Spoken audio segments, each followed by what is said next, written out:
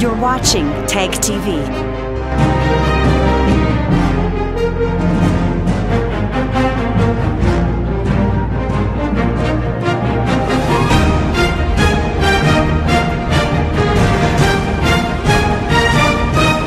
You're watching TAG TV.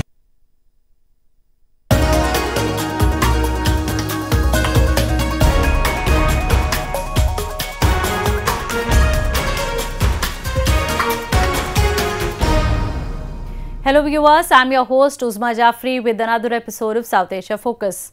Let's begin today's show with Afghanistan, a predominantly Muslim country where the lives of minorities have become increasingly unsafe owing to targeted attacks being carried out against them by motivated groups and terrorist organizations working on Islamabad payroll.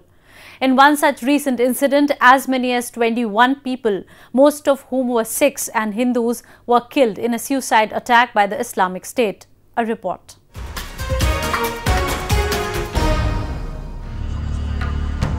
The Inter-Services Intelligence ISI of Pakistan, which is extensively engaged in carrying out atrocities on minorities in order to ethnically cleanse them, raised its satanic game by several notches as it targeted and killed several prominent political and religious Sikh and Hindu leaders of Afghanistan who were on their way to meet the President Ashraf Ghani in the eastern province of Nangarhar.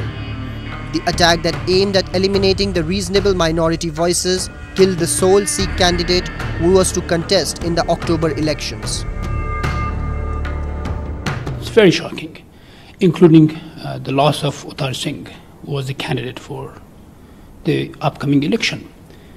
It is an attack on the Afghan democracy, attack on the Afghan values, freedom of religion, faith, and attack on our diversity. Islamabad, the real perpetrator of terror in Afghanistan, cannot stand the fact that minorities are getting empowered across the globe, has launched a covert operation in order to ethnically cleanse them. While condemning the attack and asking the Indian and Afghani government to work in coherence, Manjeet Singh GK, President of Delhi Sikh Gurdwara Management Committee, categorically called it a diabolic agenda of people sitting across the border. The 11 people who have been killed, they are the presidents of Gurdwaras, the main Gurdwaras, the historical and other places. They are political, social and religious leaders of Afghanistan who have been killed. So I think the total leadership of Afghanistan we have lost the leadership in this attack, in this barbaric attack, and we want that government of India should take stern action to make sure the Hindus and Sikhs living in Afghanistan of their security. People in India, home to both Sikh and Hindu religions, took to the streets condemning the targeted killings of people of their faiths. They also urged their own government to expeditiously engage in providing them a safe atmosphere. Meanwhile, reaching out to the families of victims, Indian External Affairs Minister Sushma Swaraj assured all possible assistance to the grieving families. हम ये चाहते हैं कि उनको अगर उनके पासपोर्टों में problem है, आने की दिक्कत है, टिकट की दिक्कत है, ये सारी प्रॉब्लम सोल्व की जाए। ਉਹ ਆਤਮਘਾਤੀ ਹਮਲੇ ਦੇ ਨਾਲ ਉਹ ਸਾਰੇ ਸਿੱਖ ਜਿਹੜੇ ਨੇ ਮਾਰੇ ਗਏ ਨੇ, ਜਿਹਦੇ ਨਾਲ ਸਾਰੇ ਸਿੱਖਾਂ ਦੇ ਹਿਰਦੇ ਨੇ ਜਿਹੜੇ ਉਹ ਬਲੁੰਦਰੇ ਗਏ ਨੇ। ਮੈਂ ਸਮਝਦਾ ਕਿ ਸਿੱਖ ਐਸੀ ਕੌਮ ਹੈ ਜਿੱਥੇ ਵੀ ਸਿੱਖ ਵੱਸਦੇ ਨੇ ਉਹ ਆਪਣੀ ਮਿਹਨਤ ਦੇ ਨਾਲ ਔਰ ਆਪਣੀ ਜਿਹੜੀ ਪਹਿਚਾਣ ਆਪ ਬਣਾਉਂਦੇ ਨੇ। ਉੱਥੇ ਜਿੱਥੇ ਵੀ ਰਹਿੰਦੇ ਨੇ ਉੱਥੇ ਦੇਸ਼ ਦੇ ਵਿੱਚ ਵੀ ਮੈਂ ਸਮਝਦਾ ਉਹਨਾਂ ਦਾ ਜਿਹੜਾ ਤਰੱਕੀ ਦੇ ਵਿੱਚ ਯੋਗਦਾਨ ਆਪਣਾ ਹੁੰਦਾ ਹੈਗਾ। ਸੋ ਇਸ ਲਈ ਉੱਥੋਂ ਦੀਆਂ ਸਰਕਾਰਾਂ ਨੂੰ ਵੀ ਚਾਹੀਦਾ ਕਿ ਉਹਨਾਂ ਦੇ ਜਾਨ ਮਾਲ ਦੀ ਰਾਖੀ ਕਰਨ, ਉਹਨਾਂ ਦੀ ਹਿਫਾਜ਼ਤ ਕਰਨ। The situation of Sikhs and Hindus in Pakistan, especially those living in areas bordering Afghanistan, is not good. A month ago, prominent Sikh leader Charanjit Singh Sagar was shot dead in Peshawar city of Khyber Pakhtunkhwa province of Pakistan. The minority Sikh and Hindu community in Pakistan remains a frequent target of Pakistani Taliban and secret agencies, and the majority of these families have been forced to migrate to Europe and India. After the deadly attack, members of Sikh and Hindu communities are torn between converting to Islam and relocating to India. Moving on. Prime Minister of Bhutan, the country with which India shares a special bond and relationship, came to New Delhi on a 3-day visit to further bolster the bilateral ties. The visit came in the line of India and Bhutan celebrating the 50 years of establishment of bilateral relationship. Have a look.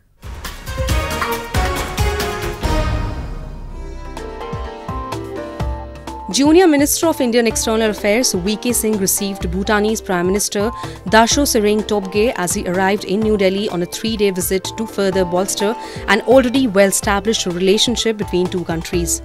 Indian External Minister Sushma Swaraj held bilateral talks with the leader and discussed various ways in which the relationship could further be deepened. Celebrating the visit, official spokesperson for Indian External Affairs Ministry termed the relationship between the exceptional and also assured that the talks between the countries were going to take the relationship to the newer heights. Indian Prime Minister Narendra Modi accorded him a warm welcome in the Hyderabad House in the Indian capital, New Delhi. Both the leaders held extensive talks and reviewed entire gamut of bilateral relations. It is being assumed that both the leaders also held talks regarding the Doklam, over which a more than 70-day standoff had persisted between India and China. Both leaders led the delegation-level talks, which essentially discussed all the issues of mutual interest. In the 2012-2013 fiscal report, India's contribution to Bhutan totaled up to $600 million. Over the years, it steadily increased to total $985 million in 2015-2016. India-Bhutan Trade and Transit Agreement of 1972 established a free trade regime between them. According to the agreement, it provides for duty-free transit of Bhutan's export to third countries. Most of Bhutan's exports go to India and its imports come from India. In 2016, Bhutan exported goods worth of Rs 3,205 crore, while imports received from India amounted to Rs 5,529 crore. India and Bhutan share traditionally good diplomatic relations which have been sustained by regular visits and high-level dialogues between the two nations. In 2014, Prime Minister Narendra Modi selected Bhutan as his first official foreign visit. At the time of his visit, it had been 6 years since an Indian Prime Minister had set foot in Bhutanese soil.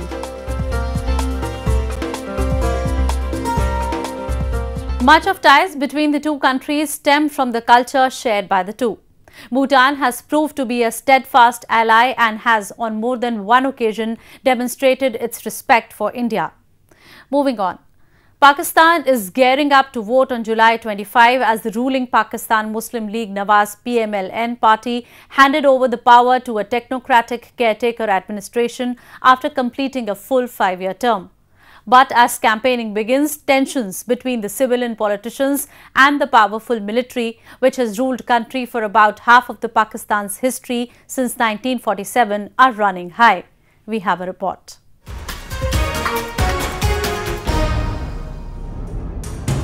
Election campaigning is in full swing in Pakistan. 29-year-old Bilawal Bhutto Zardari of Pakistan's People's Party, who is aspiring to be the next Prime Minister of Pakistan, makes his appearance in Karachi city.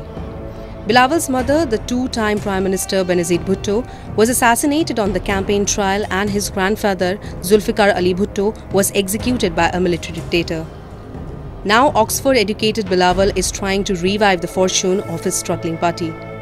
Despite the feel-good feeling in the crowds, election time is always tense in Pakistan, which has been ruled by the military for almost half of the 70 years since independence.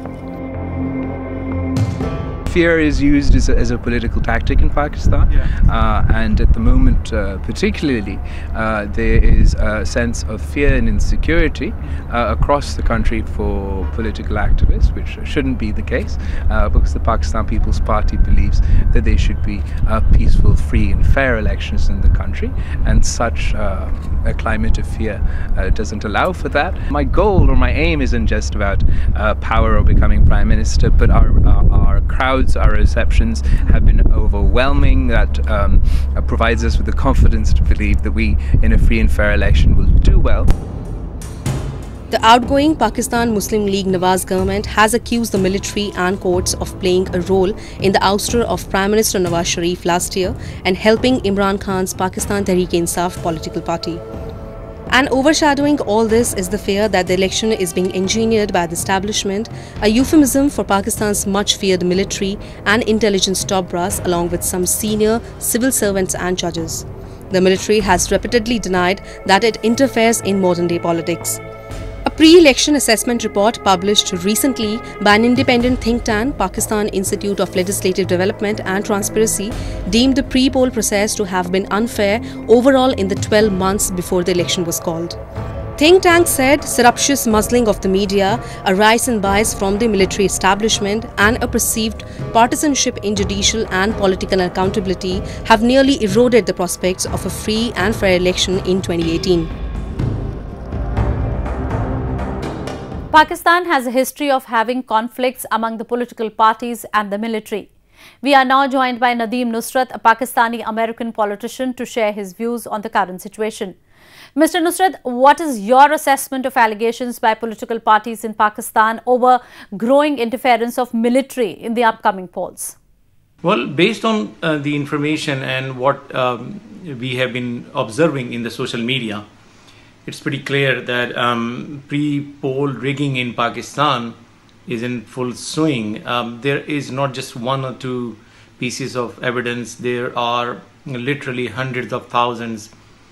We all know how Pakistan's electronic and print media is completely under threat from Pakistani military establishment, and they are finding it very hard to report facts. On the other hand, if you start exploring the social media, you will find that there are hundreds of videos available where the candidates are complaining that they have been visited by the men in uniform and they are being threatened. There is a word which is used for intelligence agencies called aliens, or a creature from an outer planet. They are visiting, and if you look at how things are progressing towards 25th of July, Imran Khan's PTI is clearly a favorite of Pakistani military establishment, and it is being afforded the status accordingly. Its candidates are being scrutinized in a jiffy. On the other hand, the candidates belonging to Muslim League and other political parties are having a tough time. We all know that how Chaudhry Nisar Ali Khan, who was the interior minister during the time of Mr. Nawaz Sharif, and he is supposed to be very close to Pakistan's military agency called ISI. He is running his election campaign as an independent candidate, and he has been given the electoral symbol of Jeep. And now we are hearing reports from Punjab province that intelligence agencies personnel are visiting candidates belonging to Muslim League Noon, Mr. Nawaz Sharif's party, and these candidates are being forced to withdraw their nomination or return party ticket and then join or run election campaign as an independent candidate and use the symbol of Jeep. So we can see clearly emergence of a mysterious group in the upcoming election. Thank you, Mr. Nusrat. Let's talk about Nepal, where hundreds of Hindu pilgrims undertaking Kailash Mansarovar Yatra to Tibet got stranded owing to heavy torrential rains that have already disrupted normal life across South Asia. A massive rescue operation launched soon after has successfully evacuated more than 100 people. The operation has further been intensified by Indian assistance at all fronts. A report.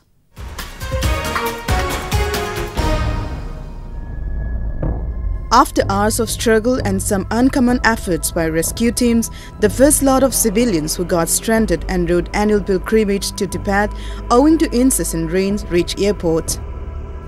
Braving the inclement weather and treacherous landscapes, Nepal teams with an active support from Indian personnel successfully rescued over 100 people in first round. The Nepalese army had deployed military choppers including Mi-17 for the rescue work and also operated a few commercial flights in order to intensify the mission of saving people. The Indian authorities, spearheaded by the Foreign Ministry and various state governments, also stepped up the efforts and brought back around 200 pilgrims stranded in the Simikot area. The priority was being given to the sick and the elderly, said the spokesperson of the Nepal Army. Today's rescue operation, Nepalese Army's Mi-17, it rescued till now 2 flights, that is 45% from Simikot to Birennagar, Surkhet. So our priority, our flight is the priority flight. So what we are doing is, those who are sick, elderly aged people, we are evacuated these people from Simikot to the Surkhet. Easily 400 to 500 people are still stuck in Hilsa and Simikot. And this is a problem because many of them are heart patients, many of them are suffering from altitude sickness, and this is causing a major chaos and panic among the yatris. Owing to systematically organized mission, no casualty was reported from the camps at even highest of altitudes. Medical assistance was also being provided to those with heart sicknesses and other ailments. The Indian mission has asked all tour operators in the region to try and hold pilgrims back in Tibet side as far as possible. Thousands of Indians travel to Kailash and Mansarovar in Tibet every year.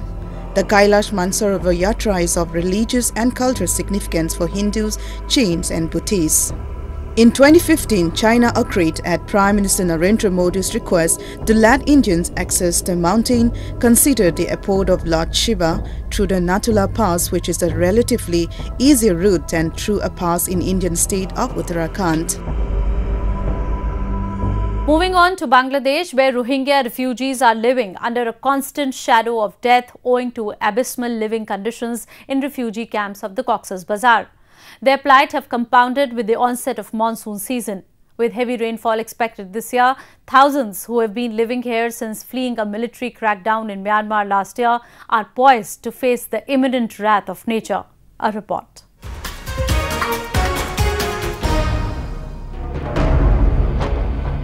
Amid a looming hazardous situation, more than 1,000 helpless families are living in camps on a thin strip of land with no basic facilities between Myanmar and Bangladesh. They have been living on the embankment of Tombru Canal, which divides the two countries. Monsoon has worsened their living environment by damaging their camps. The harsh conditions have forced the refugees to rethink their decision to stay. Threatened by the weather forecast of coming few days, Noor Aisha, a worried mother, is planning to relocate herself to another camp.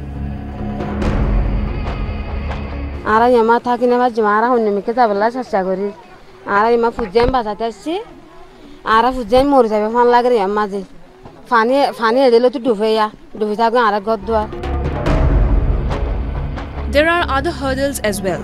Though the refugees have received food and some shelter from aid agencies, their other needs are hardly satisfied.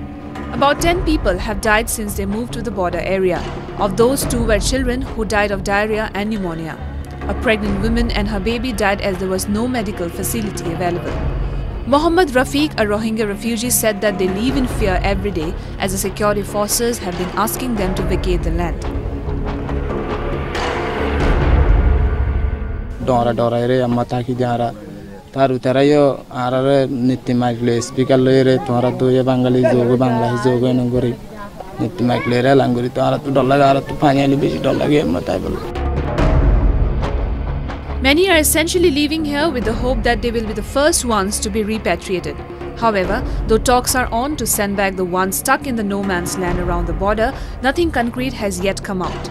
Meanwhile, Peter Maurer, the president of International Committee of the Red Cross, after visiting the ruined villages of Rakhine State, arrived at the refugee camps of Cox's Bazar. Maurer spoke with refugees as well as ICRC workers in the camps. He said from what he had witnessed, it is a lose-lose situation on both sides of the border. Of course, everybody hopes that you can somehow, as soon as possible, re-establish some normalcy which would create conditions conducive to return. It's not only an issue of whether a government wants to take people back, it's also the question whether the conditions are ripe to have people back in safety and dignity, to go back well informed of what actually the situation is, and there I think there is still a lot of work to do for humanitarian organizations. Where the end is of this, I don't know. I would suspect, and from what I have seen this morning, what I have seen over the last couple of days in Myanmar, is that we are in for the medium and long term and not for the short term. Hundreds of thousands of Rohingya have crossed the border to Bangladesh in just over 10 months after they were forced to leave their homes following an army crackdown triggered by insurgents' attacks on security forces. UN Human Rights Council says the exodus is still very much on, with more than 11,000 people crossing the border and taking refuge in Bangladesh this year. Moving on to India, where in a first of its kind, women are being trained to compete at prime level of the motor racing. Ahura Racing, a professional racing team founded by the three-time winner of national championship Sarosha Hataria, has not only provided a platform to the women enthusiasts to train and compete, but also dream big. A report.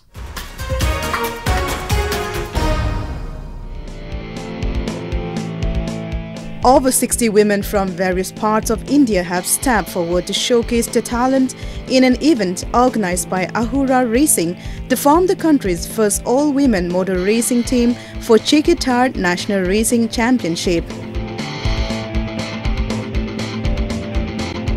This event evidently reflected the enthusiasm among all participants for receiving such an opportunity for the first time. Women from multiple professions participated in this event.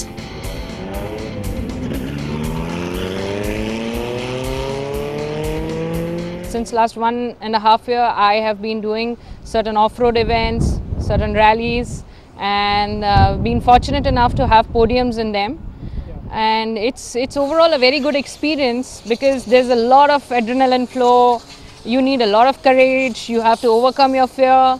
And then you have to get onto the track and win. So that's amazing. It's one of the nicest feelings one can have. Car racing is a sport which requires a lot of discipline, concentration and commitment. The organizers provided both technical and mechanical support to train the participants for this championship. After sweating out for 3 days at Karimoto Speedway track in southern Coimbatore city, 6 women were selected to showcase their passion at Chekethar National Racing Championship.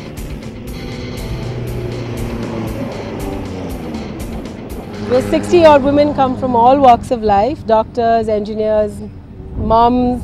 It's absolutely a beautiful experience to be here, and we have to thank Sarosh for this, for making it happen, for bringing us all together, training us, helping us understand what this sport is. A lot of us have a passion to do this, but there are so many technicalities, so many little things that we have learned in the last 3 days, and we have to owe that all to Sarosh and thank him very much. It is a sport that is exciting and it needs a lot of discipline, a lot of concentration, a lot of commitment. In sport, racing is a competition of speed. Just seen in women to excel in racing as a sport has encouraged the organizers to provide more such opportunities to them and take this sport to the next level. India has been organizing such encouraging championship for a while now, but this was the first time when something like this was organized for women.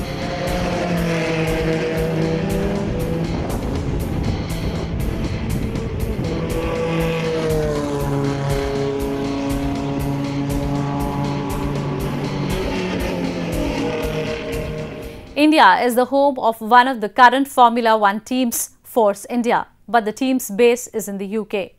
There are currently no Indian Formula One drivers. With that, we come to the end of this week's episode. See you next week. Take care and goodbye.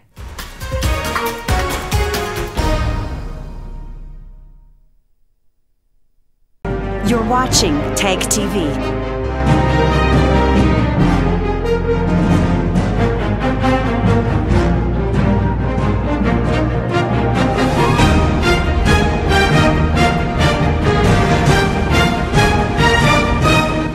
watching TEG TV.